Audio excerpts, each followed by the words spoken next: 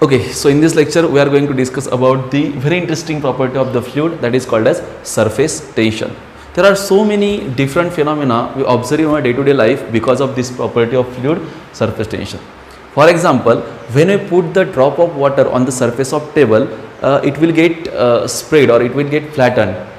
But if the same drop is placed on the leaf of a plant, okay, then the shape of that drop will be spherical. आप लोगों ने देखा होगा कि जब भी हम प्लांट मतलब जो पत्ते होते हैं पेड़ के उसके पौधों के पत्तों के ऊपर जो ड्रॉप ऑफ वाटर होता है तो ड्रॉप ऑफ वाटर कैसा होता है, स्फेरिकल होता है. सिर्फ यही नहीं, ऐसे बहुत सारे फिनोमेना तुमको देखने को मिल सकते हैं. ड्रॉप ऑफ वाटर हुआ, उसके बाद में तुम लोगों ने कभी वो जब तुम बचपन में मतलब ऐसे वो सोप के पानी में निकाल के वो एक सर्कुलर ऐसी चीज़ रहती है जिसको सोप के पानी में निकाल के फूंक मारते थे तो वहाँ से ऐसे बबल्स निकलते थे. तो इस बबल का शेप भी कैसा है, स्फेरिकल है. एंड दैट इज व्हाट, वो स्फेरिकल शेप भी किसके वजह से, फ्लूइड के सरफेस टेंशन इस प्रॉपर्टी की वजह से. उसी तरीके से तुम लोगों ने देखा होगा कि पानी के सरफेस के ऊपर बहुत सारे कीड़े या मच्छर क्या होते हैं, तैरते हैं, मतलब फ्लोट करते हैं. तो पानी के सरफेस पे ये फ्लोट करते हैं तो इसके पीछे भी कौन सी प्रॉपर्टी का हाथ है, सरफेस टेंशन इस प्रॉपर्टी का हाथ है. और हम देखेंगे इन सब चीज़ों को किस तरीके से ये सब चीज़ें हो रही है ना. हमारी मम्मी कपड़े धोने के लिए डिटर्जेंट का यूज़ करती है, उसके पीछे भी सरफेस टेंशन इस प्रॉपर्टी का हाथ है. बहुत सारी चीज़ें हैं, बहुत सारे फिनोमेना है जिनको हम देखेंगे इस चैप्टर में, ठीक है. और उसके साथ साथ जैसे और देखा जाए तो तुम लोगों को पता है कोई नीडल विडल है, मतलब मान लो सरफेस है, उस मतलब ये कंटेनर है, कंटेनर के अंदर हमने फ्लूइड डाला हुआ है. इस फ्लूइड के सरफेस के ऊपर हम एक सुई हमारी जो होती है नीडल बहुत ही धीरे से रख दे तो ये सुई जो है इस पानी के अंदर डूबेगी नहीं. हालांकि वो स्टील की बनी होने के कारण उसकी डेंसिटी ज़्यादा है तो उसने डीप होना चाहिए था इस फ्लूइड के अंदर, लेकिन वो डीप होती है क्या, नहीं. तो ये भी किस रीज़न की वजह से होता है, बिकॉज ऑफ सरफेस टेंशन. तो हमारा जो सरफेस टेंशन है इस चीज़ के अंदर फ्लूइड का खाली ये पार्ट अंडर स्टडी है. सरफेस मतलब कि किसी बकेट में या किसी ग्लास में किसी भी पानी के कंटेनर में अगर पानी भरा हुआ है, फ्लूइड डाला हुआ है, तो उसका जो ऊपरी हिस्सा होता है, ऊपरी सरफेस होता है, वो अंडर द स्टडी है. क्योंकि उस ऊपरी सरफेस के ऊपर ना एक अलग तरह का तनाव होता है, अलग तरह का स्ट्रेच होता है. ऊपर वाली मेम्ब्रेन ऐसी स्ट्रेच बन चुकी होती है किसी रीजन के वजह से, और उस स्ट्रेच मेम्ब्रेन को, उस तनाव युक्त लेयर को ही हम क्या कहते हैं, सरफेस टेंशन कहते हैं, जो किसी फ्लूइड के सरफेस पर आया हुआ टेंशन. तो बेसिकली ये सरफेस टेंशन है क्या, इसके पीछे किसका हाथ है, ये अलग सरफेस फेनामेना के साथ में एक फिजिकल क्वांटिटी भी है, उसको डिफाइन ये करना पड़ेगा हम लोग को, ठीक है. सो सरफेस टेंशन के पीछे सबसे बड़ा रोल किसका है, कौन है जिसके वजह से सरफेस टेंशन है. सो उस चीज को पहले देखेंगे. And the thing which is behind the surface tension is called as intermolecular force. Surface tension के पीछे किसका हाथ है बच्चों, इंटरमोलिकुलर फोर्स का. What is mean by intermolecular force, intermolecular force, okay, everybody knows कि matter is made up of different or small particles, okay, and let's say this is what chalk. ये chalk क्या है कि बहुत छोटे छोटे particle से बना हुआ है. तो ये सब के सब पार्टिकल आपस में ऐसे स्टिक हुए हैं, चिपके हुए हैं, है ना, क्योंकि इन सब पार्टिकल के बीच में एक फोर्स काम रहा है, अट्रैक्शन का एक फोर्स काम कर रहा है. उस फोर्स को हम क्या बोलते हैं, इंटरमोलिकुलर फोर्स. हर एक चीज जो बनी हुई है वो बिकॉज ऑफ इंटरमोलिकुलर फोर्स ही तो बनी हुई है ना. क्योंकि अगर इंटरमोलिकुलर फोर्स, मॉलिक्यूल के बीच में अट्रैक्शन का फोर्स नहीं होता तो कोई भी चीज़ नहीं बनती. मैं भी नहीं होता, तुम भी नहीं होते, चौक भी नहीं होता, टेबल नहीं होता, बोर्ड नहीं होता, कोई भी चीज़ नहीं होती. तो हर एक चीज़, हर एक मैटर क्यों बना है, क्योंकि उस मैटर जिस पार्टिकल से बना है उन पार्टिकल के बीच में अट्रैक्शन का फोर्स काम कर रहा है. So the force of attraction between two molecules of a substance is called as intermolecular force. समझ रहे हो ना. तो डेफिनेशन अगर सिंपल भाषा में लिखो तो क्या लिखो, it is the force of attraction between two molecules of substance. Okay, so force of attraction between two molecules of substance is called as intermolecular force. तो बच्चों जो intermolecular force होता है ना, intermolecular force दो तरह का होता है. ओके, तो intermolecular force के कितने टाइप होते हैं, दो. तो उसमें से एक होता है कोहेसिव फोर्स. कौन सा फोर्स, कोहेसिव फोर्स, ठीक है. सो मैं लिखता हूं यहां पे फर्स्ट वन, कोहेसिव फोर्स, ठीक है.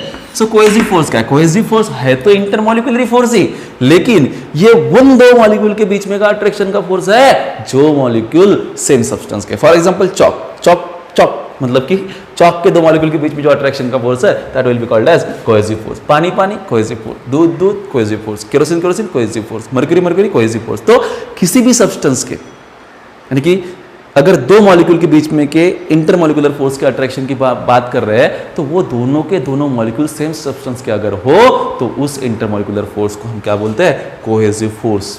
एंड दैट फिनोमेना कि जिस फिनोमेना की वजह से दोनों मॉलिक्यूल अट्रैक्ट हो रहे हैं सेम सब्सटेंस के, उस फिनोमेना को हम बोलेंगे कोहेजन, फिनोमेना ऑफ कोहेजन। समझ रहे हो क्या? तो कोहेसिव फोर्स की डेफिनेशन बताओ जरा मेरे को, क्या डेफिनेशन बनेगी कोहेसिव फोर्स की? इस सेकंड, ठीक है। तो कोहेसिव फोर्स की डेफिनेशन है it is the force of attraction, it is the force of attraction between two molecules, between, अरे बच्चा बोलो भाई, to molecules of same substance, to molecules of same substance. तो जो फोर्स ऑफ अट्रैक्शन है अगर वो सेम सब्सटेंस के दो मॉलिक्यूल के बीच में लग रहा है then that force will be called as cohesive force. जैसे एग्जांपल के तौर पर देखा जाए तो एग्जांपल क्या बताओगे? तो फोर्स ऑफ अट्रैक्शन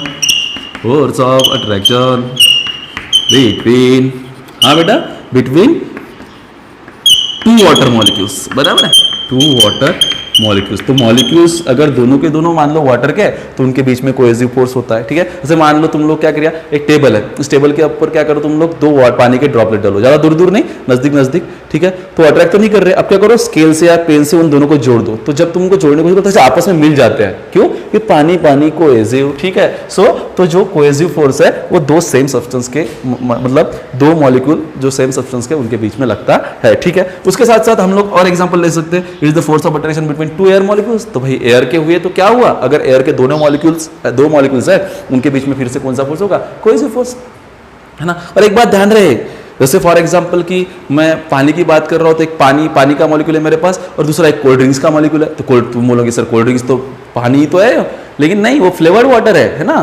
तो उसका और इसका बीच में जो फोर्स होगा वो कोहेसिव फोर्स नहीं होगा। हाँ, काफी हद तक वो कोहेसिव है लेकिन वो कोहेसिव फोर्स नहीं है, क्योंकि उसका जो कंस्टिट्यूएंट है वो डिफरेंट है। जो कोल्ड ड्रिंक्स है तुम्हारे पास में तो वाटर का अलग है। तो कोहेसिव यानी कि सेम सब्सटेंस के ही दो मॉलिक्यूल चाहिए। जैसे दूध पानी नहीं है ना, तो दूध पानी के बीच में अलग फोर्स होगा, ठीक है। सो हम यहां पे लेंगे एक दूसरा एग्जांपल, तो फोर्स ऑफ अट्रैक्शन बिटवीन, क्या है बेटा, टू, कौन से मॉलिक्यूल लेते? एयर मॉलिक्यूल्स ले लो। अरे तुम कुछ भी ले सकते हो, two ink molecules, two kerosene molecule, two mercury molecule. Mercury molecule के बारे में पढ़ेंगे तुम लोग, थर्मामीटर के अंदर होता है भाई। अरे हाँ, टेम्परेचर मेजरिंग डिवाइस जो होता है थर्मामीटर, देखा होगा, उसके अंदर जो होता है ना, दिखता है तुम लोगों को फ्लूइड जो ऊपर ऊपर चढ़ता है, मर्क्यूरी होता है वो, ठीक है।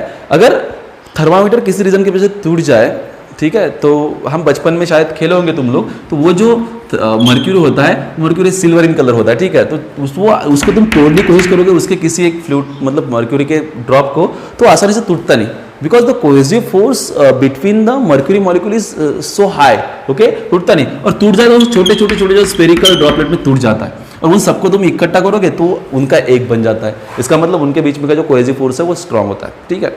और जनरली देखा जाए तो कोहेसिव फोर्स सॉलिड में ज्यादा स्ट्रांग होता है as compare to liquid and as compare to gas, और what you can say that air, जो भी गैसेस होंगे, ठीक है। जैसे फॉर एग्जांपल एक चॉक है, तो चॉक के किसी भी दो मॉलिक्यूल के बीच में जो कोहेसिव फोर्स है ये ज्यादा होगा भाई वाटर के दो मॉलिक्यूल के बीच में, क्योंकि वाटर में हम वाटर के दो मॉलिक्यूल को आराम से ब्रेक कर सकते हैं as compare to this, as compare to rock.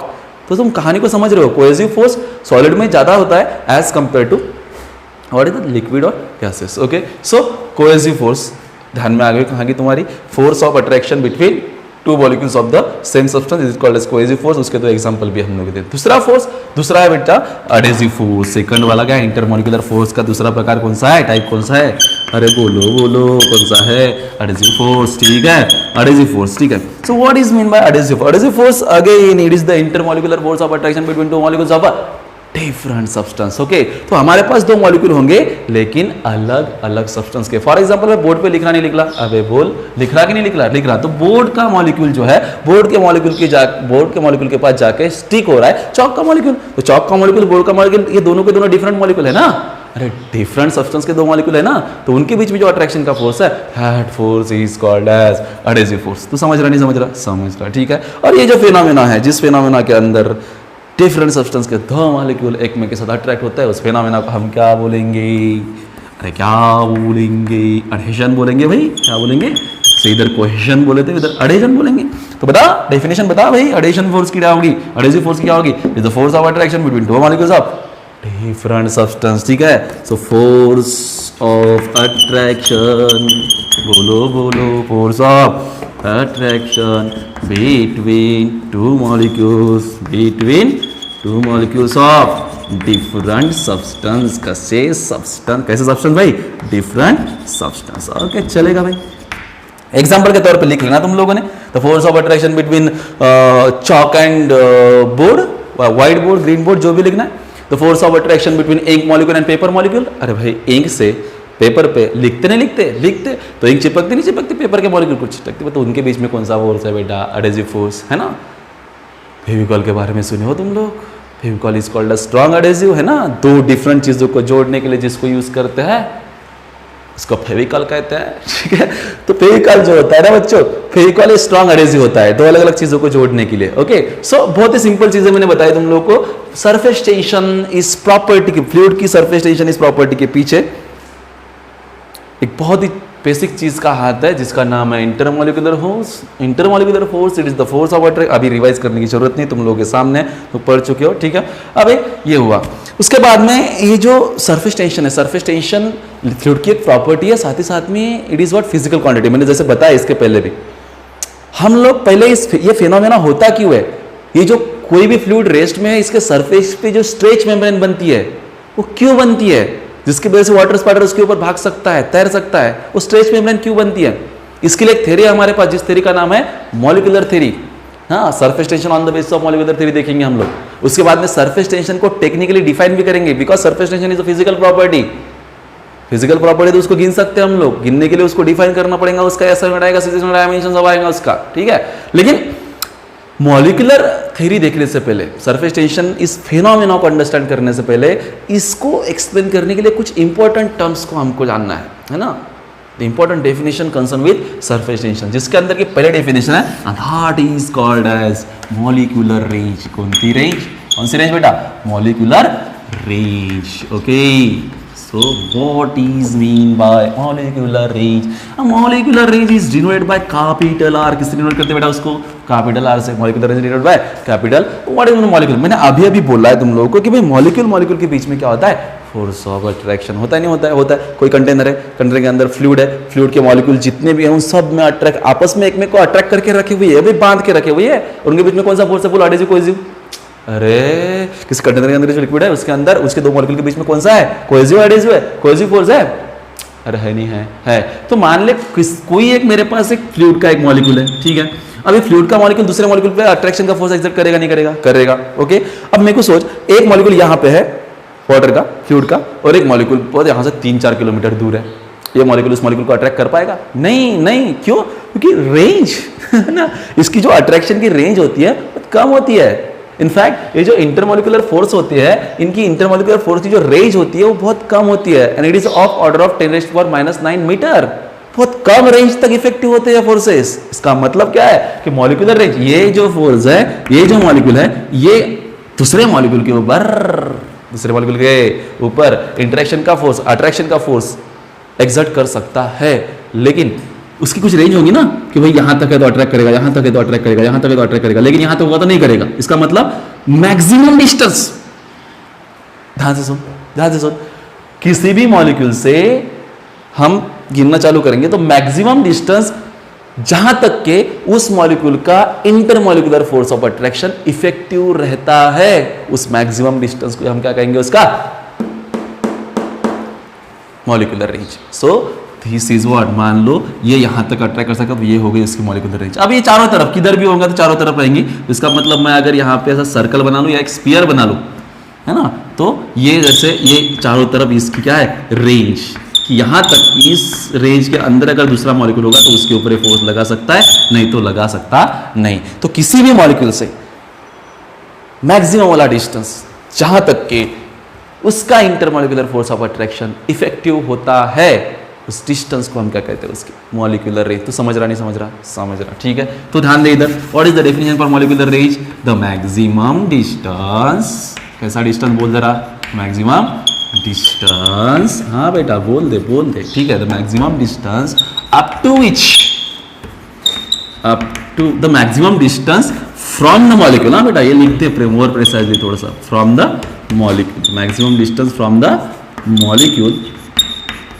Definition तो कुछ भी लिख सकता है, मतलब बनना चाहिए बस, ठीक है। Maximum distance from the molecule up to which the intermolecular forces, up to which its intermolecular forces or intermolecular force is called as its molecular range। उसको क्या बोलेंगे बच्चा, उसकी मॉलिक्यूलर रेंज। क्या बोलेंगे? Molecular range. मॉलिक्यूलर रेंज को denote तब करता है कैपिटल आर से, तो समझा नहीं समझा, ठीक है। उसके बाद में नेक्स्ट डेफिनेशन, ये तो हुई एक जो हमको समझ में आ गई। नेक्स्ट डेफिनेशन और है बेटा, और जिस डेफिनेशन का नाम है स्फीयर ऑफ इन्फ्लुएंस। क्या है डेफिनेशन का नाम? स्फीयर ऑफ इन्फ्लुएंस, ओके, या तो सर्कल ऑफ इन्फ्लुएंस भी बोल सकता है। What is mean by the sphere of influence? क्या करना है, देखो जो भी तेरे पास लिक्विड का मॉलिक्यूल है, उस मॉलिक्यूल को ना ऐसे मतलब जहां पे वो मॉलिक्यूल है वहां पर रख उसको, और उसको मान ले सेंटर। सर्कल का सेंटर होता है, स्फीयर का सेंटर होता है, ठीक है। तो अगर वो सर्कल के या स्फीयर के सेंटर पे कौन, तू नहीं, मॉलिक्यूल की बात कर रहा हूं, ठीक है। सो जो पानी का या फ्लूइड का जो मॉलिक्यूल है वो सेंटर पे है, और उस सेंटर से लेकर के कुछ डिस्टेंस ले, और वो डिस्टेंस कितना? मॉलिक्यूलर रेंज की इतना है ना। सो मॉलिक्यूलर रेंज इतना डिस्टेंस ले, मॉलिक्यूल सेंटर पे है, जैसे ये मॉलिक्यूल है यहाँ पे, ठीक है, सेंटर पे, और यहां से डिस्टेंस ले मॉलिक्यूलर रेंज आर के इतना, और एक सर्कल या एक स्फीयर बना ले। समझ रहे क्या? एक मॉलिक्यूल अपने आजू बाजू में अपना इलाका बनाएगा, किसका? मॉलिक्यूलर रेंज का। तो वो जो इमेजिनरी स्फीयर किसी मॉलिक्यूल के आजू बाजू में बनाए, that sphere is called as its sphere of influence. इसका मतलब यह है कि अगर कोई दूसरा मॉलिक्यूल उस स्फीयर ऑफ इन्फ्लुएंस के अंदर होगा, तभी ये मॉलिक्यूल उसके ऊपर फोर्स ऑफ अट्रैक्शन एक्सर्ट कर सकता है, नहीं तो नहीं करेगा, ठीक है। तो स्फीयर ऑफ इन्फ्लुएंस क्या है तो समझा ना। ये मान लो मॉलिक्यूल है, तो इस कि मॉलिक्यूलर रेंज इतना डिस्टेंस लेके एक स्फीयर बना ले। अगर सर्कल बनाएगा तो सर्कल ऑफ इन्फ्लुएंस कहलाएगा, स्फीयर बनाएगा तो स्फीयर ऑफ इन्फ्लुएंस कहलाएगा, ठीक है। तो मॉलिक्यूल के ऊपर ये इस तरीके से फोर्स लगाएगा, ठीक है, या कोई आजू बाजू मॉलिक्यूल इसके ऊपर फोर्स लगाएंगे, तो ये जो स्फीयर बना है, स्फीयर का मतलब समझो, स्फीयर मतलब ऊपर भी फोर्स लगेगा, नीचे आजू बाजू सब तरफ खींचेंगे उसको, ठीक है। लेकिन उसकी रेंज तो एक लिमिट में रहेगी। वो इमेजिनरी स्फीयर हर एक मॉलिक्यूल के बाजू में जो है उसको बोलेंगे स्फीयर ऑफ। डेफिनेशन बता, हाँ, एन इमेजिनरी स्फीयर, हाँ बेटा, an imaginary sphere, imaginary sphere in which molecule is a center, and molecular range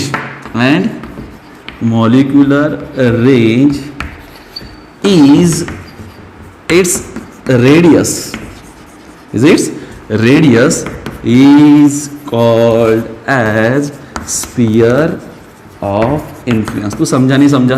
तो स्फीयर ऑफ इन्फ्लुएंस समझ में आ गया। कोई भी कंटेनर है, उस कंटेनर के अंदर फ्लूइड है, तो हर एक फ्लूइड का अपना एक खुद का स्फीयर ऑफ इन्फ्लुएंस होगा, लेकिन वो इमेजिनरी होता है, वो तुमको दिखेगा नहीं, मतलब हमको इमेजिन करना पड़ेगा कि हर एक मॉलिक्यूल के आजू बाजू में उसका स्फीयर ऑफ इन्फ्लुएंस होता है, ठीक है। और उसके बाद में जैसे मान लो मैं स्फीयर ऑफ इन्फ्लुएंस की कहानी तेरे को समझा देता हूँ यहाँ पे बोर्ड पे, ठीक है। कोई कंटेनर है बेचा मेरे पास, एक मिनट, मेरे को अपना कैमरा शुरू है नहीं शुरू है देखना तो एक बार, ठीक है, हाँ ठीक, ओके चल रहा है सब, ओके। तो कोई कंटेनर है नहीं है भाई, बोलना यार, कंटेनर है, कंटेनर के अंदर क्या है? ये फ्लूइड है, ठीक है। तो फ्लूइड के अंदर अगर ये मॉलिक्यूल के बारे में सोच, इस मॉलिक्यूल को सब आजू बाजू ऊपर नीचे सब मॉलिक्यूल अपनी तरफ खींच रहे हैं बिकॉज ऑफ कोहेसिव फोर्स। अरे यार, सेम मॉलिक्यूल्स में जो अट्रैक्शन का फोर्स होता है कोहेसिव फोर्स होता है, अरे होता नहीं होता, ठीक है। और इस मॉलिक्यूल को एयर खींच रही है, एयर के मॉलिक्यूल खींच रही है, एडहेसिव फोर्स होगा, है नहीं है, लेकिन ये निग्लिजिबल होता है, ठीक है।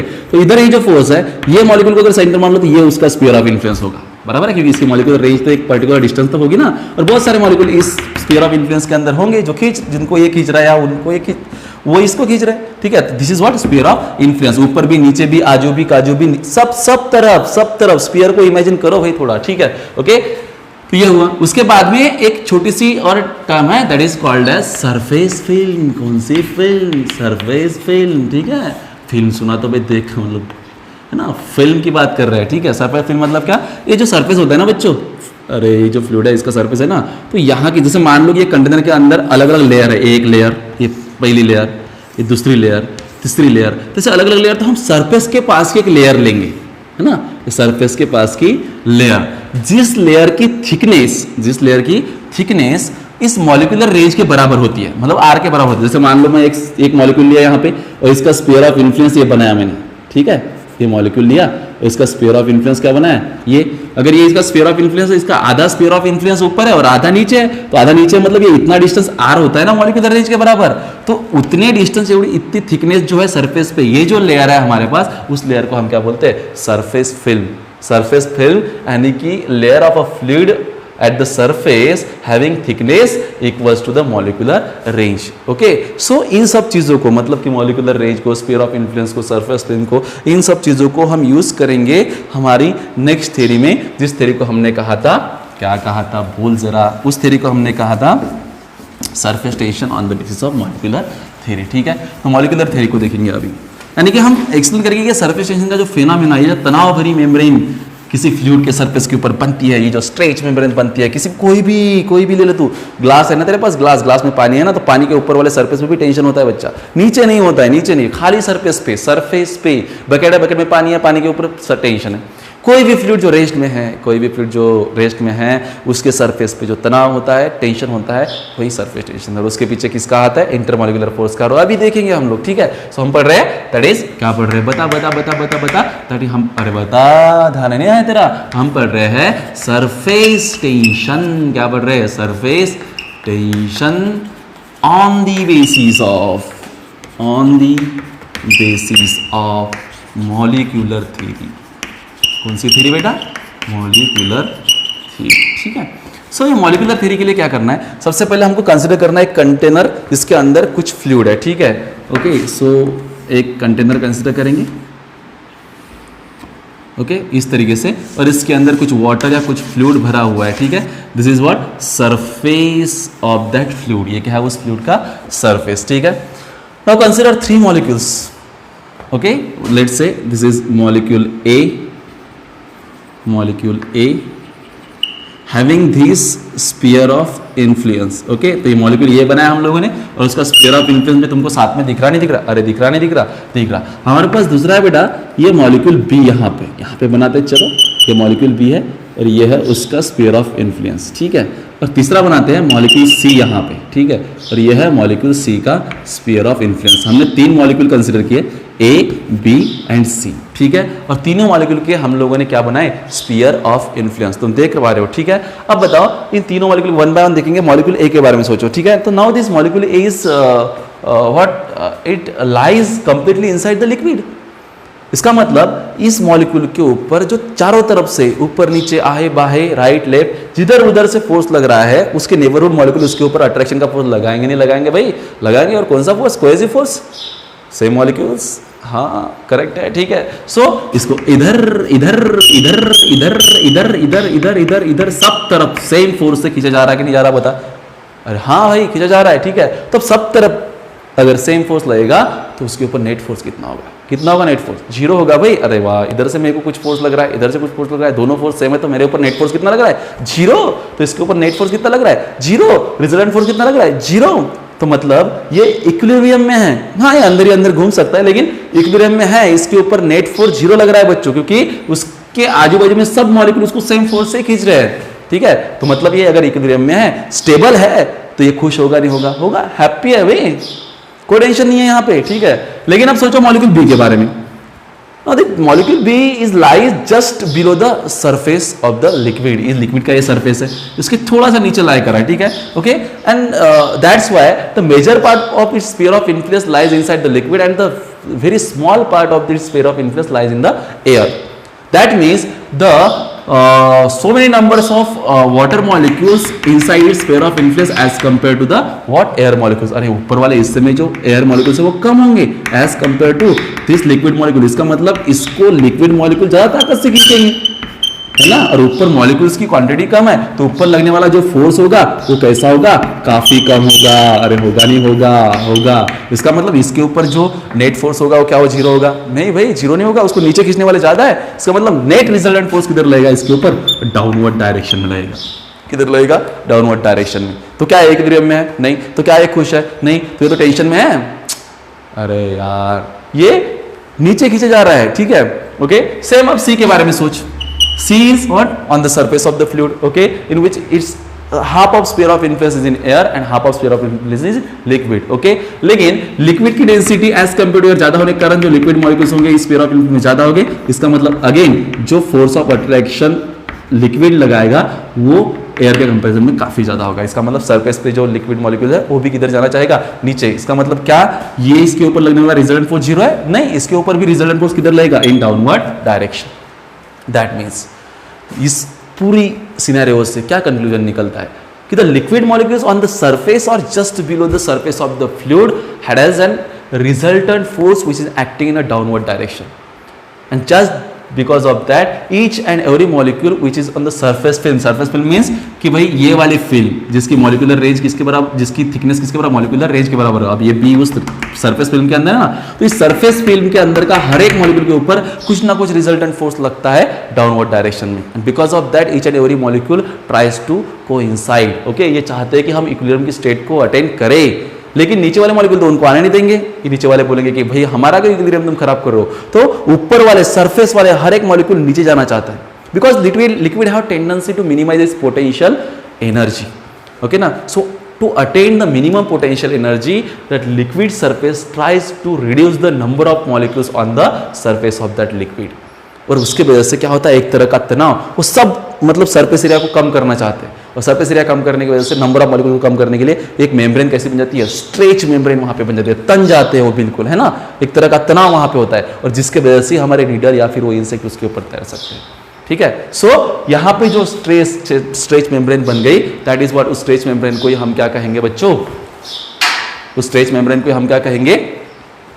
मतलब वो stretch membrane because of surface tension. तो सरफेस टेंशन के ये जो टेंशन यहाँ पे आया, इसके पीछे इंपॉर्टेंट रोल किसने प्ले किया, इसके पीछे इंटरमॉलिक्यूलर फोर्स का हाथ था बच्चों, क्योंकि इन सब मॉलिक्यूल को वाटर मॉलिक्यूल नीचे खींच रहे हैं because of cohesive force of attraction. That means surface tension ये प्रॉपर्टी लिक्विड के पास किसके वजह से, because of the cohesive force due to liquid molecule, है ना। एग्जैक्टली जो स्पेरिकल शेप होता है ना किसका, वाटर ड्रॉपलेट जो पत्तों के ऊपर होता है, वो जो पूरा सरफेस ही होता है उस ड्रॉप का ऊपर वाला, है ना। एक स्ट्रेच मेम्ब्रेन, जैसे एक आता बलून होता है हमारे पास, बलून सबको पता है, बलून के अंदर एयर होती है, तो यार जितनी ज्यादा होगी उतनी वो मेम्ब्रेन स्ट्रेच हो जाएगी, है ना। और ये बलून का जो लेयर है, बलून का जो सरफेस है, वो चाहता है कि उसकी टेंडेंसी है कि वो मिनिमाइज करना चाहता है अपने सरफेस एरिया को। एग्जैक्टली सेम वाटर ड्रॉपलेट करता है, अपने एरिया को मिनिमाइज करना चाहता है, और मिनिमाइज करने के लिए उसका शेप कैसा, सर्कुलर बन जाता है। हम थोड़ा और भी आगे पढ़ेंगे उस चीज़ को, लेकिन तुमको एक बात ध्यान में आएगी होंगी कि ये जो तनाव सरफेस के ऊपर आता है, ये तनाव किसकी वजह से, because of cohesive force due to liquid molecule, ठीक है क्या, ओके। अब तो ये फेनोमेना हुआ, लेकिन ये सरफेस टेंशन एक फिजिकल क्वांटिटी है, फिजिकल क्वांटिटी इसको मेजर भी करते आना चाहिए। तो अगेन नेक्स्ट लेक्चर में हम सरफेस टेंशन को डिफाइन करने वाले हैं, कैसे मेजर करते हैं वो भी देखेंगे, ठीक है। सो आज के लिए इतना ही, बाकी का बात में, थैंक यू।